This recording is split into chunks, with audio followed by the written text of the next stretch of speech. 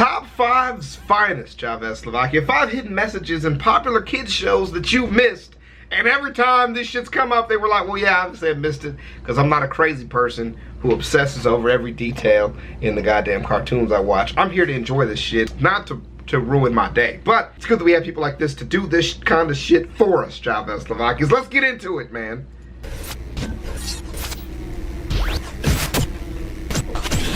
We often look back fondly on our childhood. They were times of innocence and listen to this where all intense that ass mattered music. was watching cartoons, Bro. playing, and having to go to school. It turns out, though, that even back then, we were being subjected to hidden meanings and naughty imagery, because the people that made our favorite shows were adults with a sick sense of humor, with an opportunity to include secret messages. In this video, we'll be revealing the truth. Bro, that is not that bad unless you put a GIF on it.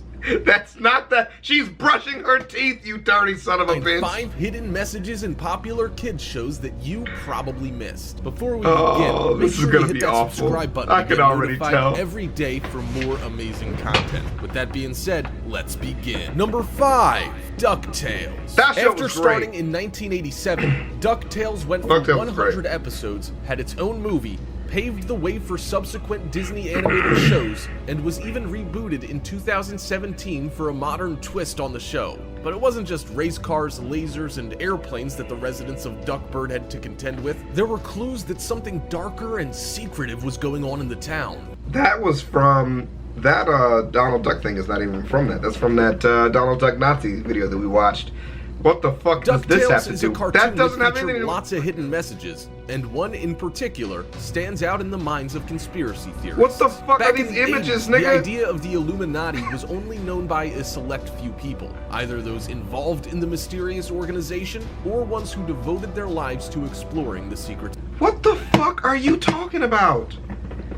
What are you actually talking about? Now, nowadays, of course, it's a different story, and this may be in part due to DuckTales. In an episode called Yuppie Ducks, the one where Scrooge catches a case of loot people used to not know about the Illuminati until this. While he waits in the doctor's office, you can see all the usual items you'd expect to see there. But if you look closer at the eye chart, you'll notice a hidden message. It says, "Ask about the Illuminati."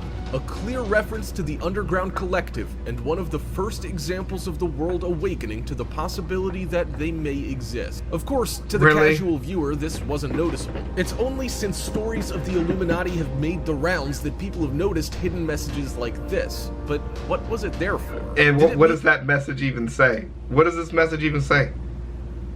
Reasons for Scrooge's immense wealth was hidden membership to the Illuminati? Or was it a wider message from the powers that be at Disney? Maybe it was even their attempt at bringing the attention of the world to the cult, but in a less than obvious way.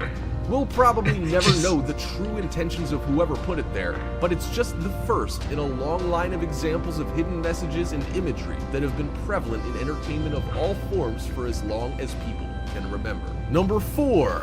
This video is fucking... okay, we'll get through it. This video is literally just one of those videos where they just like make vague references to a bunch of shit, but then they don't justify those claims. They just make a shit ton of claims, so then people, when they watch it, they go, oh, I don't believe that. And so then they just constantly ask you to make decisions on their statements over and over and over and over again, just hoping that one or two will catch your eye and you'll say, okay, that's plausible, you know, so then somehow gives credit to the entire video. So they just make hundreds of claims without any evidence, hoping that you already have some preset feelings or thoughts about them, so then you'll just accept it. That's why they just talk the Illuminati, and then they show pictures of, like, you know, things that look like penises. They show things that look like butts, and they just keep going on and on and on, just try to get you to agree with them. I just hate shit like that. While the creators of popular entertainment shows have the ability to put their wildest ideas on screen, particularly in kids' TV, they also like to add hidden meaning to their production. There's one secret phrase that shows up in a wide range of movies and shows that suggests a link between all of them. While the link is very real, it's maybe not as mysterious as you may initially think. It does, though, signal a secret society within the world of animation and in broader film. That's Slendy Tubbies, bruh. With each person associated with it known to help each other out in securing important jobs within the production process. The code in question is A113, and you wouldn't believe how often it makes it into shows for both kids and adults. A few that have featured it include The Simpsons, The Powerpuff Girls, Tiny Toon Adventures, and Rugrats. The code also features in adult cartoons like Family Guy, American Dad, and BoJack Horseman, as well as BoJack Horseman. I heard that was a good ever one. made, and numerous other movies like The Hunger Games, The Avengers, and Mission Impossible. It's usually quite cleverly hidden as a license plate number, door numbers, or even access codes. But what, you may ask, is the meaning behind it? Well, it's an inside joke between alumni of the California Institute of Arts, which has taught animation and directing heavyweights like John Lasseter, the creative officer of Pixar, Tim Burton, and Brad Bird, a renowned Hollywood scriptwriter. They all took classes in the same room at the college. You guessed it, room number A113. It's a place that's seen some of the most influential filmmakers over the years and is currently used as the first-year graphic design studio. John Lasseter once said, "It's one of those little things you have to look for," and its first use has been traced back to the 1987 show Amazing Stories in tribute to his alma mater. Alumni of the Institute quite often employ others that have studied there because they're looking for the best of the best, and they know that all graduates provide a high caliber of work. The prevalence of the code shows how successful those who have studied at the college have gone on to be, and reinforces the fact that if you want to develop a career, particularly in animation, it's one of the best places you can go. Number 3, the Powerpuff Accident. Often showing up just in time to fight crime and trying to save the world, the Powerpuff Girls first hit the screens as its own show on Cartoon Network in 1998. There were in total 78 episodes and a Christmas movie during the first run, and the adventures of Bubbles, Blossom, and Buttercup went on to spawn a series of comics, a Japanese anime version called Powerpuff Girls Z, and more recently, a 2017 reboot. Which was so trash. Many episodes having been produced, there are loads of in-jokes, secret messages, and references. But one of the funniest jokes that you probably missed when you first saw it came in the episode Super Friends. It was the 7th episode of the 4th season, and in it, the girls make friends with a new neighbor called Robin Snyder. Of course, keeping a friendship at the same time as battling evil can be tough, and their relationship soon becomes strained by their inability to keep any arrangements that have been made. Where are you guys showing us? Towards the beginning of the episode, Bubbles introduces Robin to the others and takes her back to their house to play and to meet Professor Utopia. During the meeting, the professor introduces himself and Bubbles explains that he made us in his laboratory by accident. He sheepishly responds, "Well, what can I say?" To which Robin replies, "Don't worry, Professor, I was an accident too." The professor's eyes bulge at this moment as a cheeky nod to the joke. But within the madness of the show, very few people actually experiment the creator and intend on having her. Currently in America, it's estimated at as much as really say the experiment that created the Powerpuff Girls and imbued them with their superpowers, or was she really saying how her parents didn't intend on having her? Currently in America, it's estimated at as much as 50% of pregnancies are unplanned, so it could very well be a clever social commentary. You're probably an accident, ChavezzSlovakia accepted. The only fine. Favorite sea sponge that lives in a pineapple under the sea. Don't worry about it, man. SpongeBob SquarePants was first broadcast in 1999. Don't worry about it, man. It's 50% chance we're all mistakes. That's alright. I don't mind. And has become an animation juggernaut. In the following 18 years, it's thought the franchise has generated over $13 billion in merchandising revenue alone, and that's before you take into account the 225 episodes, 2 movies, and a Broadway musical. The show has won countless awards and even led to a newly discovered species of fungi being named after the lead character in 2011. With so many episodes, it's hardly a surprise that there are that shit did not lead to the discovery of shit. Loads of them. From sexual references, for example. Most episodes have a phallic object appearing somewhere, to references about sexual diseases. It has them all.